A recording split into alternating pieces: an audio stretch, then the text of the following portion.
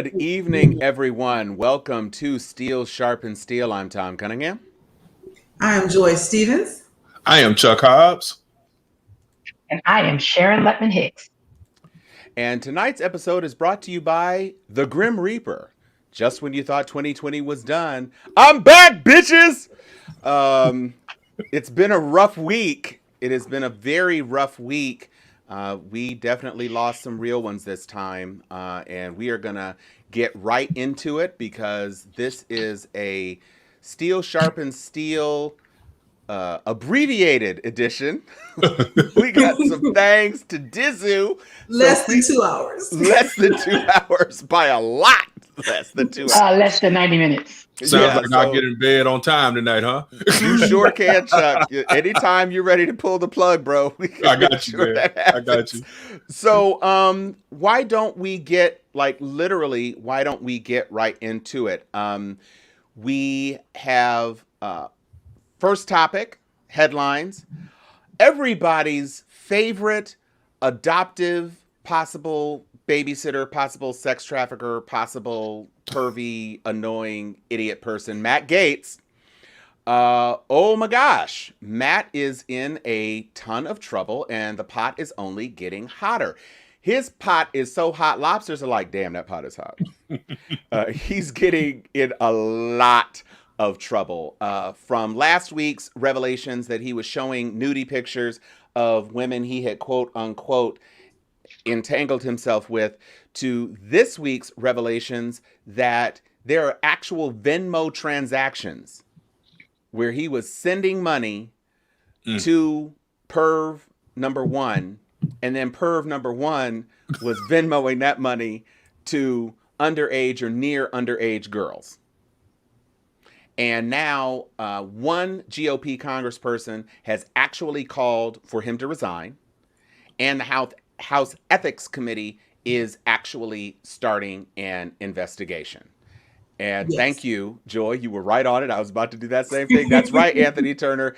Gatesgate needs to be behind the gates. And or wow. if not behind the gates, just up on a billboard. This is a real billboard in Florida that someone paid real for real. Y'all know we don't. You know we don't play in Florida, right? Brutal. You want high level stupid? Come to Florida. Right. Yeah. This is some next. Somebody spend some money for that. Right. Billboard is like $1,400 a day or something like that. Like it costs some loot. Yeah. And somebody say, "This is how I choose to spend my stimulus." I mean, is there a Venmo to keep that billboard up? Because right, keep the board up. I wish we could post it right now because, madam, that is a crazy thing. Chuck, taking a look at what the Florida political situation is, what are your tea leaves showing for Monsieur Gaetz, quote unquote father of Nestor and last of his name, deflowerer of girls? What is the deal going on with him right now? Like 8 Ball and MJG used to sing back in the 90s, shit as thick as Heinz and it's getting thicker for Matt Gaetz. That's all that I can pretty much say. I know that there was a report earlier today that the former Secretary of the Department of Business and Professional Regulation down here, Halsey Bashir, Sharon, I don't know if you got to see that earlier today, but apparently he is under scrutiny for potentially messing around with these young ones. Also, another Republican stalwart. He was a GOP state representative for a while before he became the secretary of DBPR. That was breaking news just a couple of hours ago. My thoughts are this. Full disclosure. The home next door to me is owned by. Okay. Look, the kids, check the basement. See what's going on in there. Look through the window. Our gates are attached. Okay. And so just real quickly, from a political standpoint, Republicans, they're a little different than Democrats in this regard, in that right now, for the most part, nobody is saying much of anything. What's even worse is that when you bring up Matt Gaetz or the Bashir's guy or Jim Jordan or any number of Republicans that have been caught being pervs, what winds up usually happening is they'll try to pivot to, well, what about Andrew Cuomo, or what about what's his name? I'm drawing a blank right now. Hunter Biden. That's their favorite whipping boy. It always goes back to deflect and dodge, but eventually this is going to catch up. I'll tell you this much. It's going to be real tight on Gaetz here real soon. Once I saw that his cut buddy, the guy who was doing all of the Venmo provision, that was the tax collector down in Seminole County, once he took that plea in federal court, it was a wrap. And so it's funny because I sometimes go to Newsmax, or I sometimes go to Fox News page, and the Republican stalwarts continue with the same, well, what's the evidence? What's the evidence? You know, these are the types of people that you could show them a videotape of something happening and they're still not going to believe it. And that's not even hypothetical. You can show them the videotape of Trump and Mo Brooks and all those guys stoking the January 6th rebellion, and they're like, well, where's the evidence? So I don't waste much time with those ones, but Matt Gaetz is in a whole lot of trouble. And there's so much hubris that's involved with him, to think that, you know, this is the same guy who constantly is trying to shame other people over the course of the last 3 or 4 years, particularly when it comes to sexually related topics and what have you. And again, it's something about that whole throwing stones when you live in a glass house thing that's kind of catching back up with him. And the last thing I'll say is kind of Shakespearean.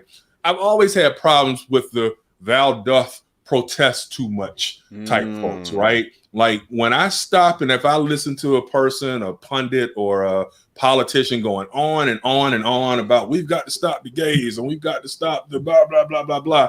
I always wonder, like, well, what do you have going on? Because most people who are secure in who they are, it's a live and let live type of thing. You might be like, you know, well, that ain't my thing, but, you know, I'm over here doing my thing and I don't have time to worry about what the next person is doing. But Matt Gaetz has been a part of that Republican culture war thing is what I'm trying to get at. And it's all bull. And we've got to get past that point in this country where we're still stuck in that fake, puritanical, Hester printing type situation where one party claims to be the moral compass for America, when in reality, they are no better than anybody else at the end of the day. And again, this is criminal. I mean, this is you can't transport women, you can't have sex. And that's why I like that billboard. It was funny. Date with air quotes. You can't have sex with 17-year-old girls here in the state of Florida. And so with that in mind, he's in a whole world of trouble, and it couldn't happen to a nicer guy. That's all I can say. You said Hester printing, and I love you for that. That's what got me. I was like, you know what? The depth of knowledge of this panel is amazing to me. We got a little something for everybody, and I'm here for it. You know, nerds. Nerds unite, nerds rule. Yep. Can I just say there was another tweet. Matter of fact, I want to show this one because it speaks to what you were talking about. You know, the Daily Beast got these documents. Yo, if you Venmo somebody $900 and then they pay another woman $900, that's called evidence. Right. You know? So, isn't that what she was looking for? Right. Do they know that Venmo actually are literal receipts? Yeah. This isn't even like some philosophical dodge. Right. I believe he didn't know because the first transaction said test. So I think he was being introduced. Come on, look. I spent all day, every day this last Friday dealing with Gaetz Gate. Okay. First of all, let me play detective. First of all, you sent $500 Don't. Test. Then you send $400 and you actually put a chick's name in there. Dumb. Then, you know, y'all keep talking about this 17. If you dating a chick with a 1 in front of her age, thank you. He's gonna get statutory rape. He get off. He's a white boy. If you got a 1 in front of your number, and you got a 2 when the second number is under 2, yeah, you know, I'm just saying. There was another. I'm sorry. Go ahead. But no, to interrupt, child, because we gonna be just straight foolish tonight, okay? First of all, what the fiance doing? When she gonna call the shit off? Okay, so I just heard. I forgot all about her, to be honest. Wait, honestly, I think the start this segment saying I have been doing Gaetz every day for the last 7 days. What the girlfriend doing? okay. Fiance. I think she's Go ahead, enrolling. Tom. I think she's enrolling in the. She want a Venmo. Shit, she enrolling in something. She's enrolling in the Nia Jackson School of Spiritual Armor and hand clutching with my man. Side note: how is it that Marjorie Taylor Greene, Congress's #1 QAnon conspiracy theorist, is standing behind a guy accused of sexual predation of a child? Going through my mind. How does that work? About the psychological phenomenon called projection. I mean, projection is when you attribute things that you do to someone else because you know you ain't shit, and so you expect everybody else to not be shit neither. That's the colloquial way of saying projection. But that's what essentially QAnon and that whole far right has done is they're looking for pedophiles. Check his backyard, check his basement, check his wallet, check his Venmo. It's all around. All of the things that they've been accusing Hillary Clinton of running a pedophile ring out of a pizza shop, and here he is Venmoing people $900 to have sex with underage girls out of his congressional office. His congressional office. Yeah, all of that. Excuse me. A press release out of his congressional office from the women in his office with nobody's signature on it. With no listing. You actually, Lord have mercy, America, please. Who puts out a press release from the women of my staff and no women and no staff is listed in the press release? So we just boo-boo, and the communications director resigned. I'm just not boo-boo the fool, okay? But all I got to say is white lines. The story ain't over. I wasn't there. The story is not over. Running through my mind. The more he sees, the more he do. All I got to say is we got receipts, and I'm just waiting on the videos.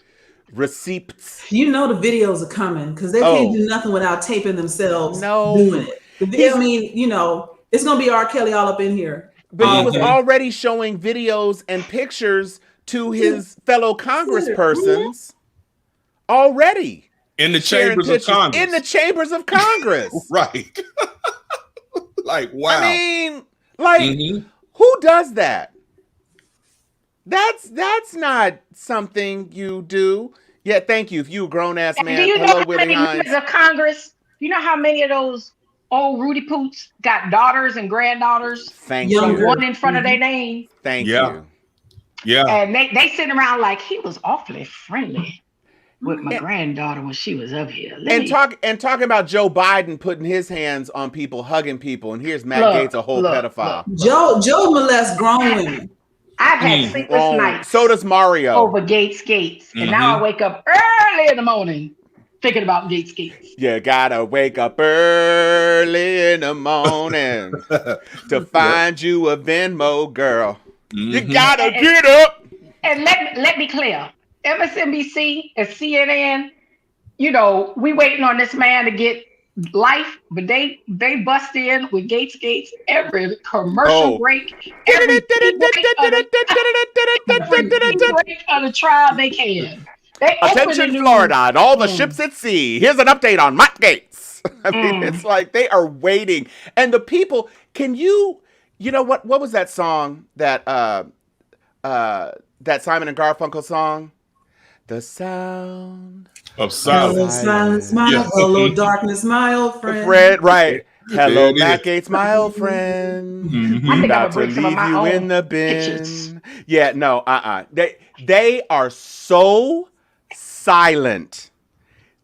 What is the sound of one hand clapping? Matt Gaetz's support in the House of Republicans. of House of Representatives. If Marjorie Taylor Greene is your only cheerleader, out of all them Trumpsters, out of all those people who owe their entire careers to Trump, and the only person who is in your corner still tweeting about you is Marjorie Taylor Greene. Donald Trump sent a statement out this week saying, Matt Gaetz never asked me personally for a pardon, except that they got the receipts on his staff. Like, could you please? I mean, what is this? And let me tell y'all a little known secret. Yeah. Don't ask me how I know.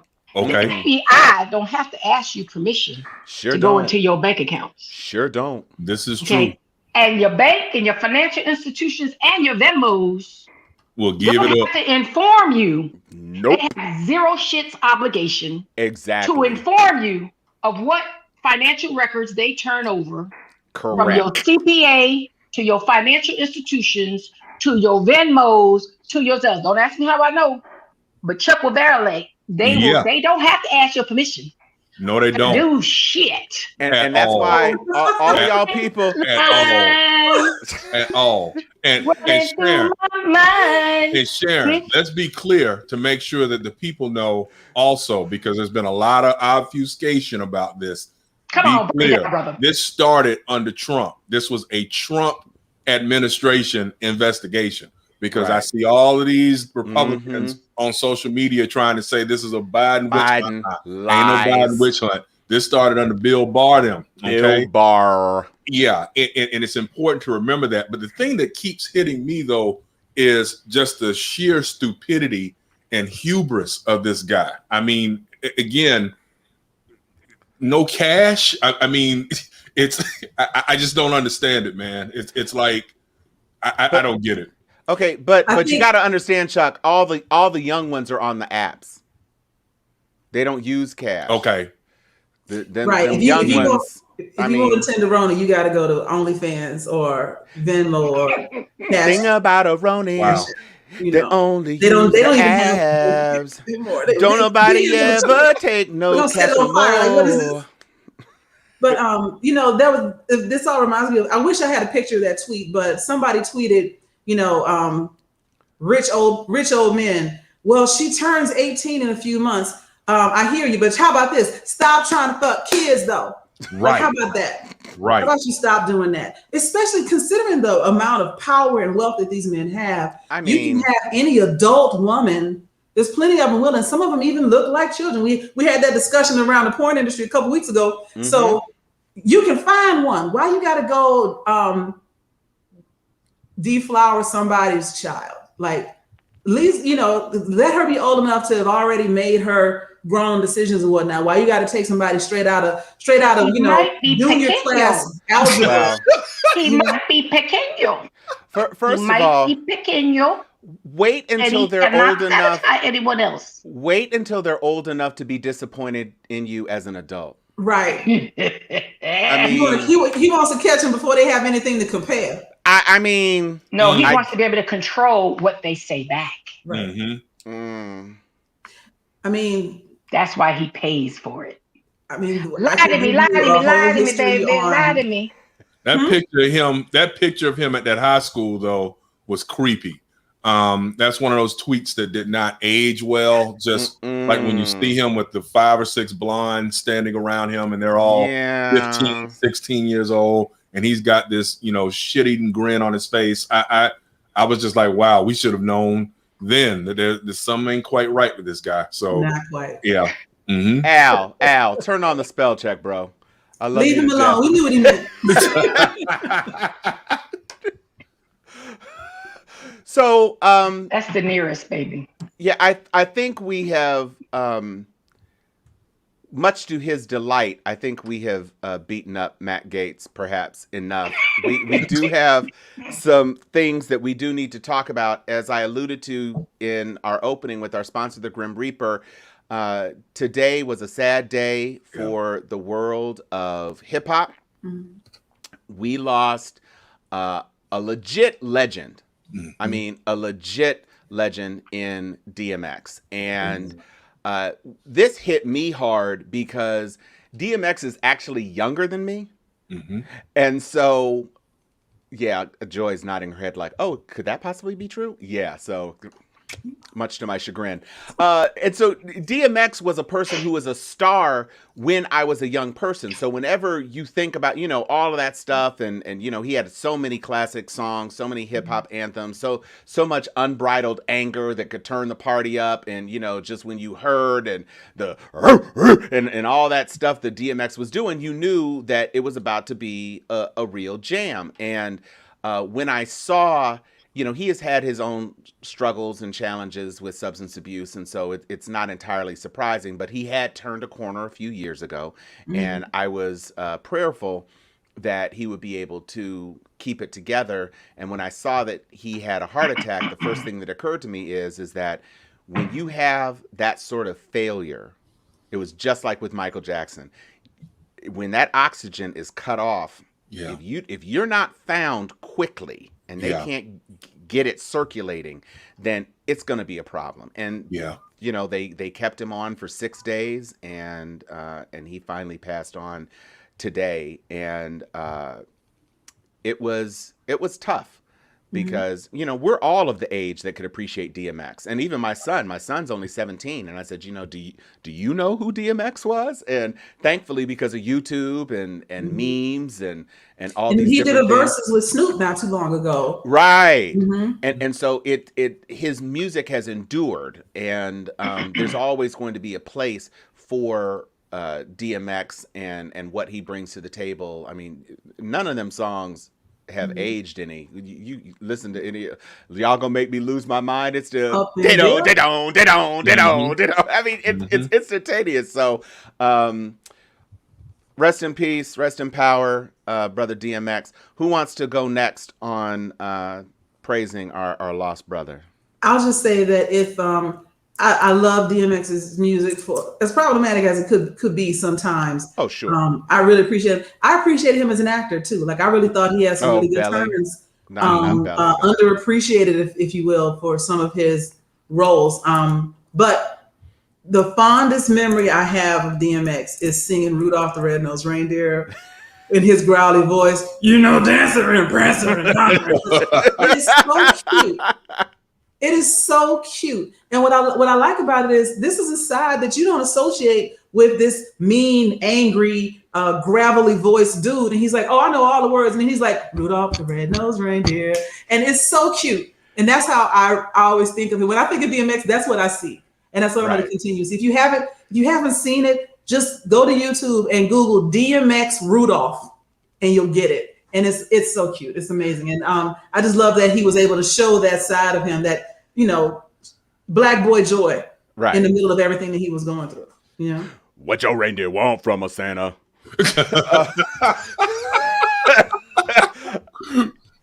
He just turned up. Go ahead, Chuck.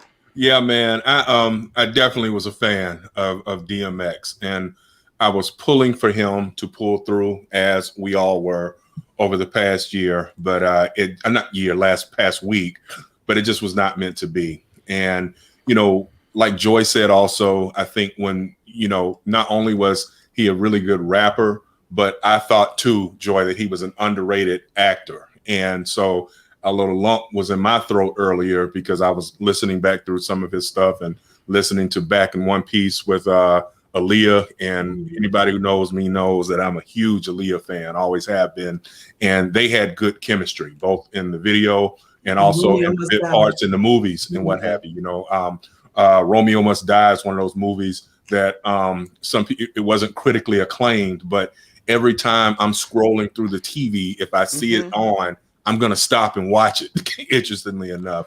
And so, it's one of those things that part, the artistry will be missed. But I think that what he was able to do throughout his life, and I hope that he finds peace. I saw a lot of people making posts, find peace. I had my own post about, I pray that he finds peace. But it's important because in this past year, with the coronavirus being what it is, we here with this show individually in our different platforms, I have seen Black men do more with regards to being vulnerable in the public square in the past year than I had seen in the prior 47 years pretty much of my life. And to a great extent, X was already there. Like many of us kind of have been dragged to this space due to the fact of being afraid of what the next step is going to be with the pandemic and with all the economic fallout and things like that we've been able to talk about our vulnerabilities and our relationship vulnerabilities. But X was already there, already able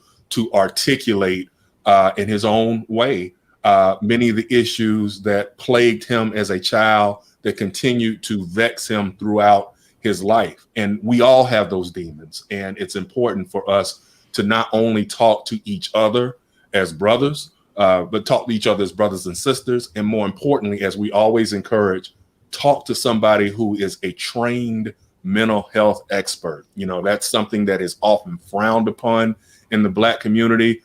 We've always been like, oh, just take your kids to the Lord. You just need to pray about it. And prayer is good, but so is couch time. And sometimes so is some medicine to regulate whatever demons there are that are deep within you. So with that, rest in peace, Earl Simmons. I will continue to bump your music until I join you in the realm of the ancestors, bro. You know, it occurs to me, Chuck, that you mentioned DMX and Aaliyah and their relationship on screen. And it occurred to me that Matt Gaetz must also be an Aaliyah fan, since age is nothing but a number, apparently. No. See, I can't. Pop you right on the nose. Yeah, right. Which takes us to another fallen soldier who has joined the chapter Invisible. This one hits for me and Chuck, especially since he's our fraternity brother, and also a legendary representative, again from Florida, who has done some remarkable things during his career, both as a judge and also as a member of the House of Representatives. Joy has actually pulled a young picture of Brother Alcee Hastings that I had never seen before. And, oh, I think, there we go. So nice. There he is. I mean, this has got to be in the 70s. And among other things, that suit, that's a badass suit. You can see that is a quality suit. You know, some people who got caught out there in the 70s, you know, it would be polyester and those big ass airplane wing lapels. Brother Hastings, that was a classically tailored piece of you know, high quality wool suitery. Yes. And that's suitationary-ness. And of course, there were some challenges over the course of his career, but like many brothers and like many Black men, he was able to rebound from some of the allegations that haunted him, and went to the community and sought their support and was able to gain it, and has been in office as a congressperson ever since. And so we honor Brother Hastings for everything that he has done. And again, this was a surprise and a shock to me. And I definitely was not anticipating it. But if anybody would like to jump in with their own recollections, I know that Sharon and Chuck are ready to go on this one. So who would like to go first? I just have one real briefly. Okay. I only got to meet him once when I was about 13 years old. He was speaking in Tallahassee. He was still a U.S. district judge at the time. And he was my dad's pro fight. And so for non-Greek people, he was in Tallahassee alumni chapter when my dad pledged the Alpha Z chapter at FAMU in the fall of '62. And so they were friends from that point on. And so when I was about 13, Dad took me to listen to him speak. I remember it was at the Holiday Inn, the Round Holiday Inn here in Tallahassee. And that guy was just mesmerizing. I remember no notes, just stood up and just wowed the room. And I remember thinking to myself, wow, I wonder if I will ever be able to be even half as good as this guy. But he was real cool. But the best recollection I have, and I'll yield to Sharon, was this week when I went by Mom's and was telling her about it, because I know that she knew him too from way back in the day on the yard. And, you know, after she got through oh, that's sad, I'm so sorry to hear that, she kind of chuckled, and I was like, well, what's coming next? She said, and everybody knows she calls me Chucky. She said, Chucky, when your daddy was just getting back from the war, she said, we were having a little small get together that was really only going to be family and what have you. And I don't remember what restaurant it was in town. This is like 1969, 1970 from Vietnam. And she says that it was Brother Hastings, another Florida icon named Jesse McCrary, and a bunch of Kappas fell through the restaurant and was like, hey, we hear, my dad's nickname was Charlie Weaver. We hear Charlie Weaver having a party tonight. And so what was originally going to be only a 4 or 5 person get together turned into Noop, it's party time, so to speak. And so to see Mom laugh like that about that recollection, I didn't want to ask a whole bunch of questions in terms of how wild it must have gotten in there that night. But that warmed my soul too, to recognize that, as Tom and I talk about and as Sharon and Joy do, those fraternal and sorority binds, ties that bind, are together and there forever. And so again, I wish him Godspeed as he rests on those golden shores. And I ship it over to Sharon. Thanks, Chuck. Mm-hmm. This is a big one for me. His daughter is Beta Alpha and was my intern before I even knew he was her father. And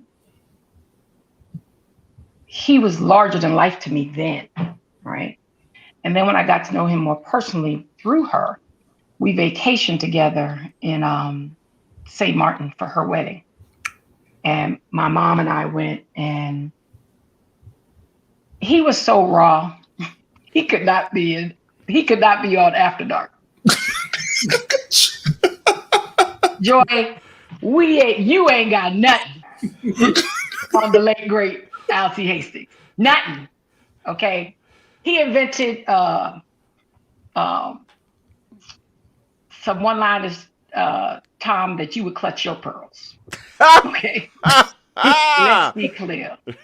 This man spoke the truth, and he could tell you about every Florida politician from the rooter to the tutor. Okay. And the crackerbacker term was part of his lexicon. Okay. He will call you out. He will call you your historical name and without any hesitation. He was a brilliant civil rights attorney, went on to be a federal judge. And he pulled this magic after, when they talk about Clinton and Trump, they also mention his name. You know, and he turned that moment into power. Okay, he was elected 15 times to the United States Congress. 15 times. The longest serving. Okay, the longest serving until his death. And was unapologetic about his constituency. Unapologetic. But this man knew history. He ran for the U.S. Senate at the age of 29. Mm-hmm. Wow. Just to get his point across the state.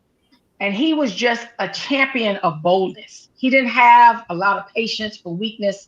He had no patience for weakness. Okay. But he will call out some Black history, some Florida deep-rooted, seated history. He will call out racism in all the colorful terms. And he was a man that walked free. He understood liberation. Mm-hmm. He understood freedom. And he didn't care what Charlie you was. If you was the wrong type of Charlie, you were going to know how he felt about you. Mm-hmm. You were going to know how, and I mean, just non-filtered ever, and the history that is in his bones, and he would always take the time to sit down and educate young people, and he had a story for everything. But this man was so brilliant, so unapologetic, so filled with history, just the genuineness of what Chuck said. He never forgot his roots. Mm-hmm. He bled orange and green. Mm-hmm. Brilliant lawyer, but even a more courageous and brilliant public servant. And just someone that I was privileged to know personally, but I could never even speak around him. I just, outside of laughing every 15 seconds Yeah. for what comes out of his mouth, it was just like sitting with history. It was like sitting with the ancestors, just constantly, y'all just think y'all think y'all know these people. Don't be scared and grinning with these people. Let me tell you about who they did, what they did, and when they did it, and how they did it. And it was, as Chuck knows, Florida is not a courageous state. Okay. And color folks in particular, especially people who look like us, have not had the best record of courage in the state. Amen. We have allowed the Latino population, Hispanic population, to jump over us in courage and representation. And he was always one that did not apply to. And injustice on any level, especially in Florida, was his bedrock. And partly because he was so unapologetic. Several people just ran the other way. But he owned his power like it was nobody's business, and ran several times. That's another thing. Don't give up.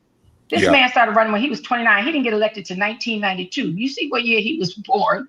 And he spent the last 30 years, which means he didn't get elected to almost 50, or in his 50s, after running unsuccessfully as early as the age of 29. And in between, rose to be a federal judge, Florida's first federal judge. So when you even think about the tenacity within his spirit, within his character, that he never accepted the word can't. And the spirit and leadership and unapologetic truth, he was not about being PC ever. And it gave a lot of people a lot of courage, and some people took flight, but it gave his legacy is where we are hoping, where we're trying to be now, is how he worked his whole life.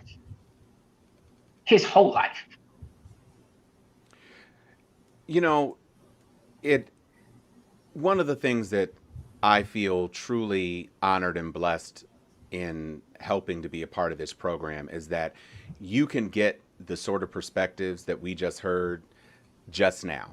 You're not going to see or hear any tribute about Alcee Hastings on broadcast television that is going to match the personal touch and anecdotes and real commentary that was shared by Chuck and Sharon tonight. And that's just real. I must say, as a member of Kappa Alpha Psi, that the Honorable Alcee Hastings was a recipient of the Laurel Wreath, which is our highest award of achievement. And he took Kappa wherever he went.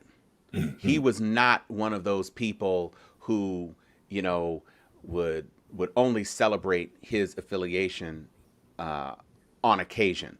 He was unapologetically a member of the fraternity and a 50-year member of the fraternity, and just everything that he did about his life and what he did to celebrate and march toward achievement and keep the focus of his constituents in the center of his work is something worth celebrating. And when you suffer a loss like that, it just calls to mind the importance of us embracing and celebrating our own. And he certainly was not someone that no one knew about. I mean, he was a figure that loomed large, especially in Florida politics, but on the national stage as well. So it's not like he was just some forgotten page of history. But when we have the opportunity, we need to honor and celebrate our icons, because he is one especially who was always toiling in the garden, as it were, and always working for the people that he represented. And, when you say reelected or elected 15 times, which means you were reelected 14 times, that's a lot. Yeah. And to set the record straight, Tom, just so I'm not sure if I misspoke, he was the longest serving member of Congress right now. Yeah. Right. He served on the Rules Committee. He was the longest serving member of Congress, and he was the first Black federal judge appointed in the state of Florida. Wow. Mm-hmm. I mean, it's just an enhancement of a remarkable legacy. Amen. Someone, a career, and whose efforts any person might honorably aspire to match, even a tenth of his achievements. So, a remarkable person, a lion of the House of Representatives, a lion in politics in general, but also a record of achievement that stands on its own merits. So, God bless you, Brother Alcee Hastings. Amen. Now, we are not pleased to discuss the passing of our husband, styled Prince Philip. We saw from a variety of corners, obviously from Fox News, who all of a sudden embraces and loves foreign countries and foreign leaders and kings and all of that. Well, they love white supremacy. And so, again, you don't get no whiter, no more supreme. No more supreme. Yeah. So they have named, Domino's has named their Alfredo pizza with mushrooms and chicken, since those are all white ingredients, slivered onions, all of that. Are you serious? No, I'm not. But it's okay. Because I was like, that sounds like something that somebody might do. You can't put past American companies; they'll do something. So, so what we're getting at is that Prince Philip has died, and I am going to wait a minute. Why are you showing pictures from Game of Thrones? Isn't that the Night's King? No, the Night King's still alive. Prince Philip is died. That's Prince Philip. This is Prince Philip. Let me get him from another angle. Wait, hang on. Okay. You know what this reminds me of? This reminds me of the fact that Earl DMX Simmons knocked Prince Philip off my timeline. Amen. Yes.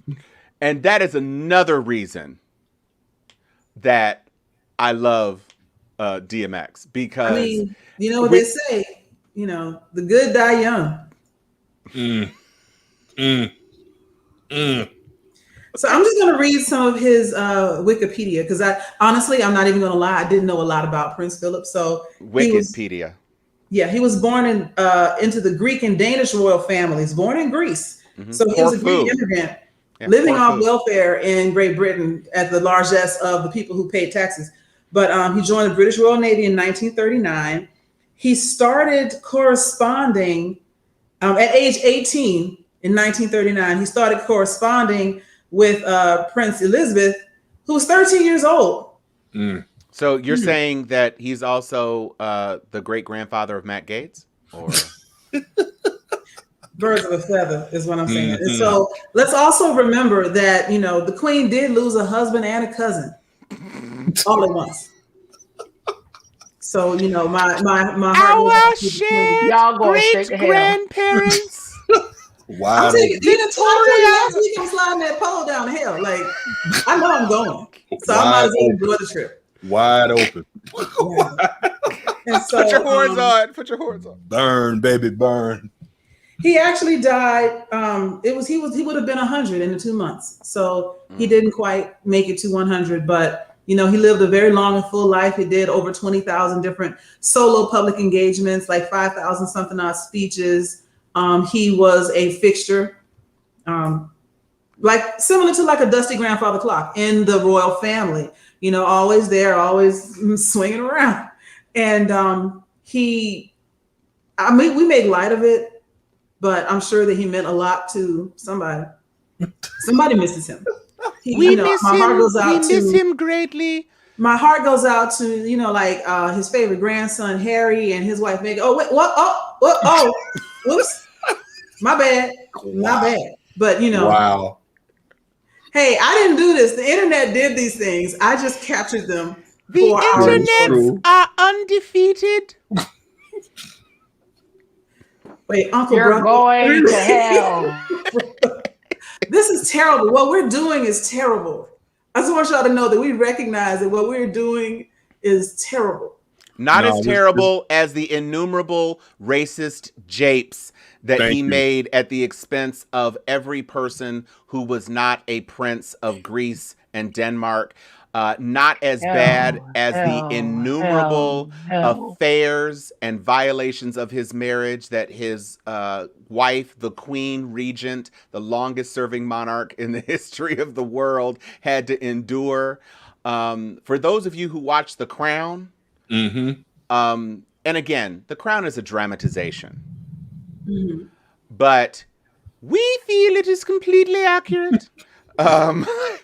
He was a dog and a half. This dude, he was doing a lot. He was doing his cousin a lot.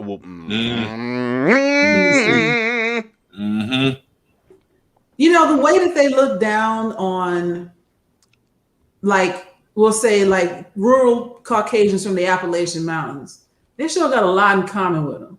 You know, inbred, weird, you know, congenital birth defects due to inbreeding. You know, and still wanting to feel better than Black people in spite of all that. Like, right. I'm just saying, if you marry your cousin, you could be a hillbilly or you could be a royal if you go either way. Sharon ran all the way off, y'all. Like, I know. She's like, we ain't ruining her brand. She's like, y'all in here talking crazy. The Crown is a documentary. Yeah, it might as well be. It really might as well. It really is. Very accurate. And let's be clear, Prince Philip isn't the only Matt Gaetz adjacent person in that family, because his own child, Andrew, is a whole, not only a pedophile, but a best friend of notably dead pedophile who did not kill himself, Jeffrey Epstein. So did not kill himself. So I mean, it's a lot going on, and there are people who attribute his ill health to the timing of the interview with Meghan and Harry, to which I say, I am now going to stream every season of Suits to gain an appreciation for the artistic merits of her achievements. Because, I mean, the man broke a rib getting out of a tub. I mean, he wasn't on best footing. I did pull a muscle getting out of bed one day, so I ain't even gonna throw stones about breaking a rib, getting out of the tub. That might be me one day. Who knows? But you know, the older you are, the more brittle you get until finally, you know, you just can't really keep it together. I'm just saying. Things fall apart. Literally. His teeth apparently fell apart because Madame. Yeah. He only got like 3 teeth in that. Wait, is that Mitch McConnell or is that Prince Philip? If it was hands, it would be Mitch McConnell. Oh, okay. Yeah, what we're not gonna do is blame Meghan and Harry. We sure are not. That's true. We're going to damn near 100. Yeah, we're gonna blame the loss of his Horcrux. I think that probably maybe Piers Morgan was his Horcrux or Sharon Osbourne, and when they got kicked off the show, it like severed the thing. So I mean, don't sleep. You need to be checking William for like a little lightning bolt or something. He might be a Horcrux too. There must be something. He'll be back. And wait, we had this is what I love about the Sharpies. We had a sub-reference battle because Alvin said, Achebe, no! And then Mark Stepney said, things fall apart tend to shatter. So you just Google Achebe, things fall apart if you don't understand that immediately. But this is what I love about the Sharpies, because y'all smart as hell. Y'all the best. True. Y'all are truly, truly the best. Y'all done it? Yeah, we're done. Sharon's trying to preserve her invitation to the royal family.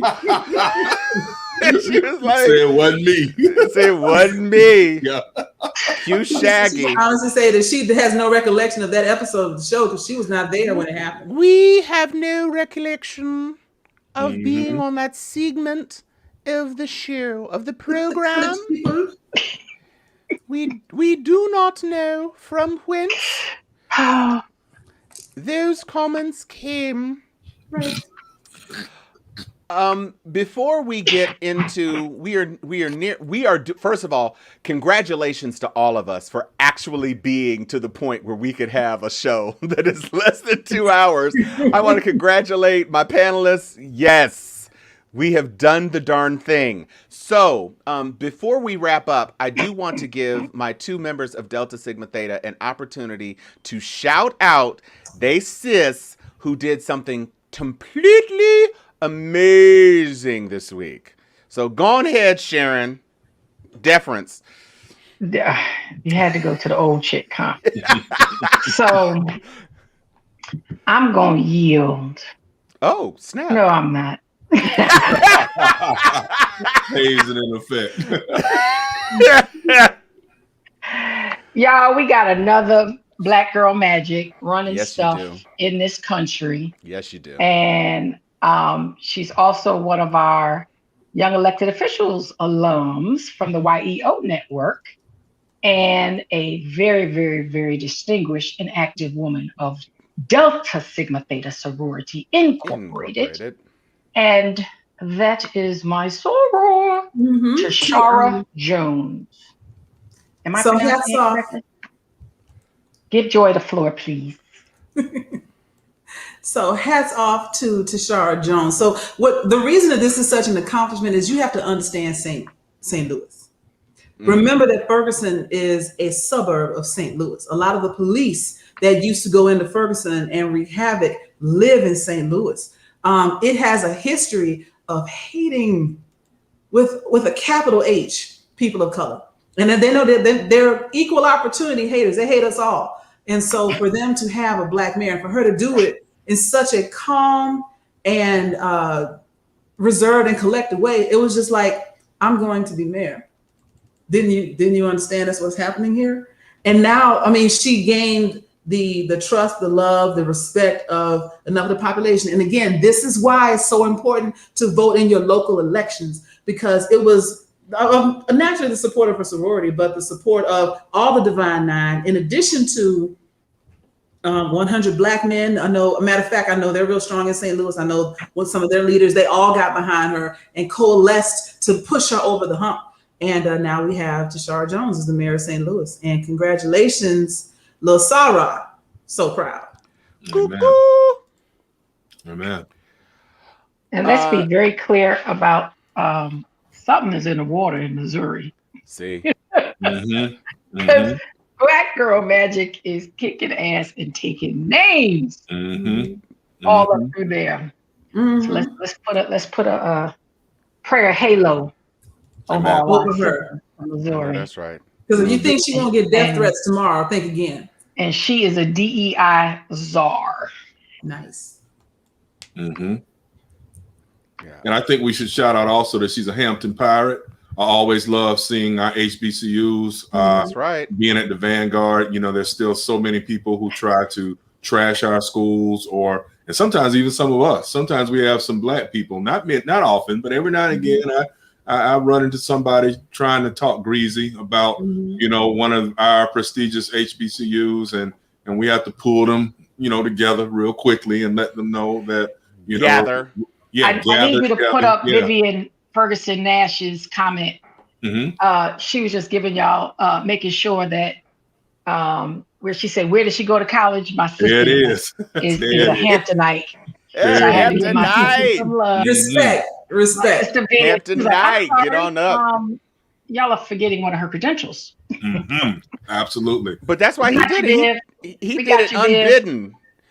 Chuck is we gonna have it now. We're gonna have you together. References for you. Yeah, you might not hear that on MSNBC, but you always go get the HBCU and D9 shout out on Steel Sharpens Steel for shizzle. Every day, every week. We all fixing to have it. My nephew goes to Hampton now as well. All right. I have two little cousins at Hampton, twins. Okay. So, and one of my good HCast friends, Pridgeon Green, Mhm. now former Pridgeon Amos, now Pridgeon Green, is also a Hamptonian, Hamptonite, Yeah. Hampton person. And don't forget Hampton Colonel. graduate. And Yeah. don't forget Newt Miles Caggins. Miles Caggins, Colonel Miles Yeah, the Caggins, Colonel. also of Mhm. Hampton. That's right. So that's right. Always bringing the magic. Thank you, Anthony Turner. Mhm. We're all HBCUites Yup. up in here. And all Yeah. black people should be HBCUites. You know, That's right. Like Spike Lee said, or not, he didn't say it, but one of the Thank characters you, Vivian Hamptonian. in School Days said, you know, you Catholics support Notre Dame and they support Boston College. And, Mhm. you know, you see our Georgetown. brothers and sisters supporting Yeshiva, whether they went to those schools or not. And so therefore, we should do the same too. There's nothing that burns me worse than like during football season when, let's say, you'll see an HBCU playing Ohio State or Oklahoma and it's a lopsided score, and to see black people laughing like, "Ooh, that school sucks." I'm like, that's our school, Right. And OSU is their school. Their school. Even if you attended it, it's cool, but that's still their school, and Right. they're not giving even the black players out there that kind of credit. So show some love to the reason you were able to attend OSU or the University of Florida or some PWI is because of HBCU graduates who were leading the push against Jim Crow. Y'all gonna rep your HBCU up in here. Mhm. Up in Amen. here. Y'all One gonna time for get your Tara Craig. Spelman night. What's up, up in Tara? here, Exactly. Up in here. Mm-hmm. And I can vouch for my little soror. She is indeed black AF. Yup. Black AF. She's so black, she got her own business, the skincare line. True that. Speaking of Black AF, I don't know if the rest of you all have gangsters. I have a gangster this week because it was a very pleasant surprise. I was absolutely stunned while watching SNL this week. The host was Daniel Kaluuya. And from jump, shout out to GQ Magazine, Facebook, please don't take down the video. We saw him, and from his opening monologue, he was just really real with it, and he is definitely British. Mhm. And he said he is British and he's black.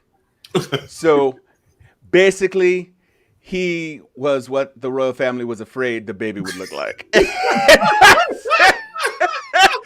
I said, you have started this episode right off. You have started it right off. And then he was able to use his natural British accent throughout the show, but he also had to use a couple of American accents. So he did this game show where he was trying to get his cousins and uncles and stuff to take the vaccine. And it started out at $500. Will you take the vaccine for $500 right now? No. Blink. Nope. Not worth it. Nope. It's like, you didn't have to buzz in to say no. He got up to $50,000, and Keenan said, nah. And so it was just, he had so many funny sketches. They did this. It was an excellent show. And Reggae, the other black Reggae Brit who John hosted Page, this season, Reggae John Page, he also knocked it out of the park. It was a really, really good show. Yeah. They had the African parents who that was hilarious. That sketch where you say you want to do creative writing. Oh. And then they broke their wine glasses. Right. She said, "Is there a poet in the house?" I mean, every sketch, and there was even if you have the chance, look it up on YouTube. They had a sketch that they had to cut for time, and it's a Vietnam sketch, and it features Chris Redd and Daniel Kaluuya as the lead roles, and it's definitely worth watching. It's pretty funny. But he's my gangster of the week. Thank you, Daniel. Get Out and Judas and the Black Messiah and Black Panther. Mm-hmm. You're firing on all engines. You were doing the damn thing, Daniel. Big ups to you. Now, does anybody else have a gangster of the week?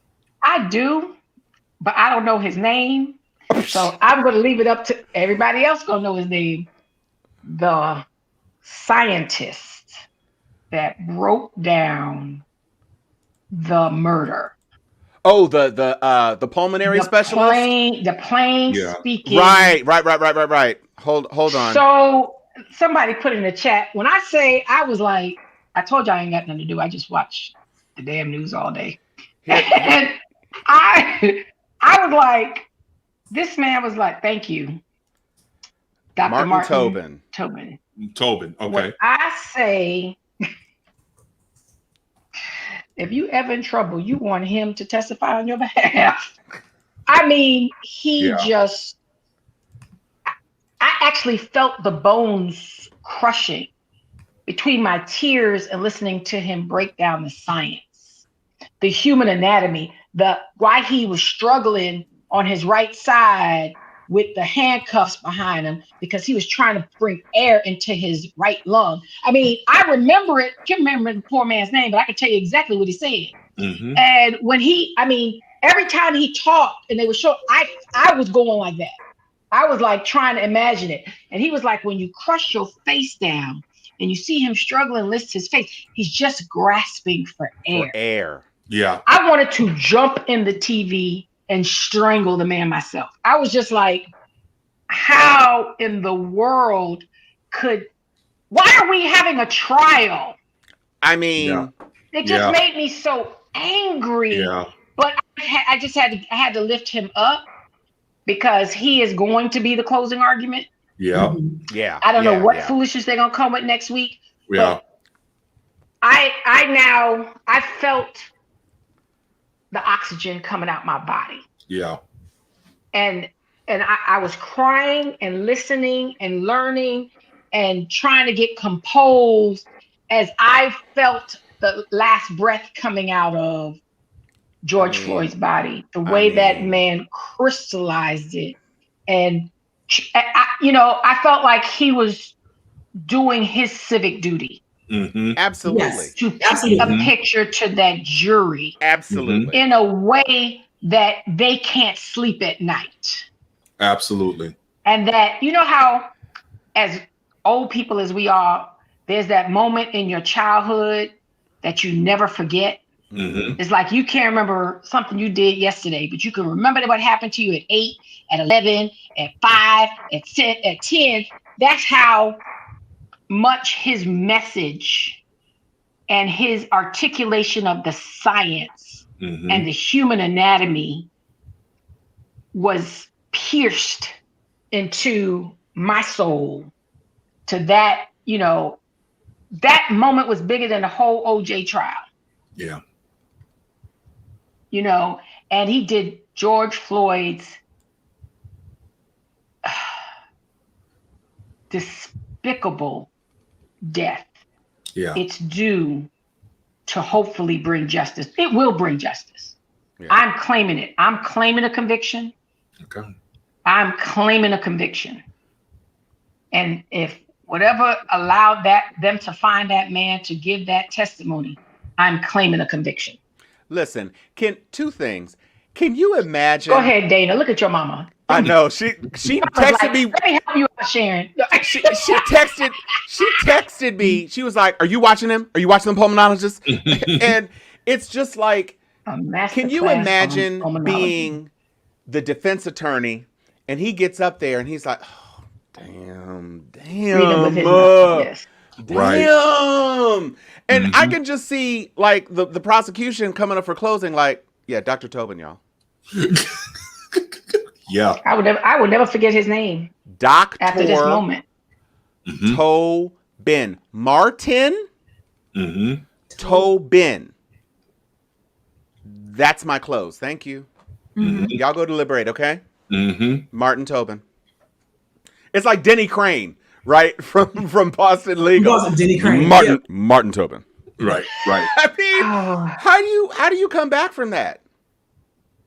Yeah, no, it wasn't the drugs. It was that he had no oxygen in his lungs. I mean, he was he was like, no. None. There was zero oxygen in his lung holes.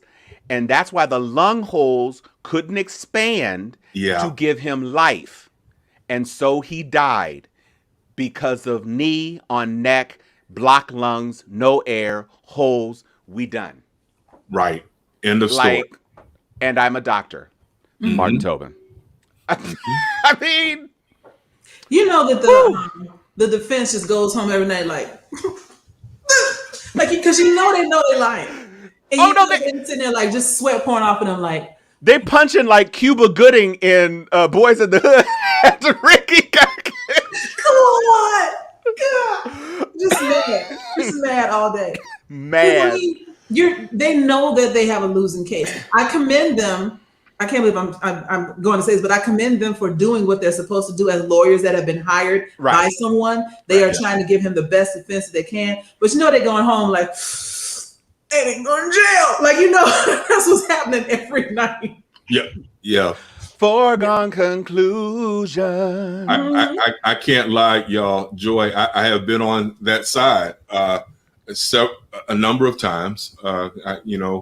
When I was still actually out there on that grind, I actually won more trials than I lost, but I have been on the losing end, and it is frustrating when you have to stand up and look at that jury, and they're looking at you like, what BS is about to come out your mouth? So, on behalf of that man or that woman, it can unnerve you if you're not a gangster with it. You know what I'm saying? It's like, because everything that you're about to say is just gobbledygook. But I'm gonna let y'all in on another secret from that defense table. What's crazy is when your client is guilty as hell, like Derek Chauvin, those lawyers of his have to go back to the jail and in between breaks, and Chauvin is probably pestering them nonstop as if he ain't guilty. If you get where I'm coming from. Like, how are we doing? How's it going? I mean, what are you thinking? And you're sitting there like, I'm thinking, are you listening? Yeah, are you listening? Right. And the last point I'll make on that is I won't say his name, but there's a famous older attorney here in Tallahassee. This is a legendary story that gets told. Had a murder trial back in the 1980s and had one of those pestering clients who was constantly bothering him during the 2-week trial or whatever. And at the end, when the jury came back guilty and the judge was like, we're going to remand you to custody, the state penitentiary for life or whatever. So the client looked at him and was like, so what we going to do? What's next? What we going to do? What we going to do? I said, the lawyer looked at him and said, I don't know about you, but I'm about to go have a steak and a cold beer. Now that's gangster. You get where I'm coming from? I don't know about you. I'm going to get my steak and a beer. So, yeah, I agree with you, Joy. They are doing, that guy Nelson is doing as good a job as he can with a bad set of facts. And I'm looking forward to the guilty verdict. But I know he has to do what he has to do, and he's doing it pretty doggone as well as you can with that set of facts. Yeah, because he's got bad facts all around. Yeah. This is a good question from Jermaine. Do lawyers that represent people like Chauvin suffer reputation-wise afterwards? I don't think so. I want to know who will remember him. Yeah, I don't think so. Matter of fact, let me tell you what's interesting. What's interesting he's not a great lawyer. He's not. But I want to remind all our viewers, though, who's on CNN quite a bit? Mark O'Mara.